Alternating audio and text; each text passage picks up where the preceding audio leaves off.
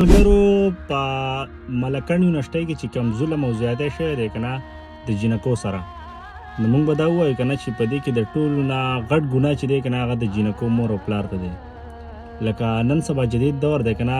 هر یو پښتون ورور له پکار ده چې د خپلې خور لور حفاظت په خپله باندې وکړي. موږ به وایو توبه خدای پاکه چې نن سبا په 100 کې 80-85% جنکۍ چې د پښتنو که نه، د هغو سره به موبایل خو دا پلار دا مور دا پې دا پابندي نه کوي چې یاره دې سره دا موبایل دی کاډو دی په ښه استعمالوي، نو ستا د هغې رزلټ بیا هم دقه څه چې کېږي که نه د دې موبایل نه کېږي. په دې سایډ دا سره د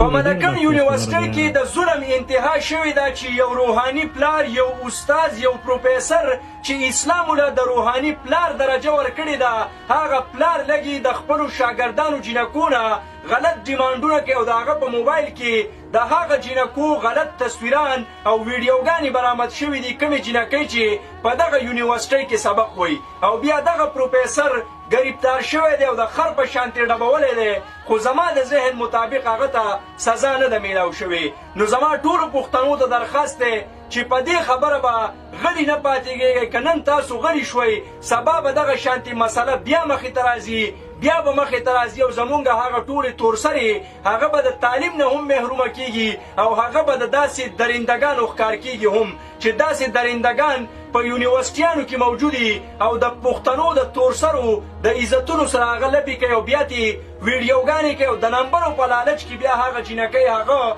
بلیک میل کوي او دا ورته هم وایي که چېرته ته زما سره غلط تعلقات نه قایمې نو زه ستا دا ویډیو سوشل میډیا ته اپلوډ کوم او پبلیک کومی. ډېره د افسوس خبره ده، دا زمونږ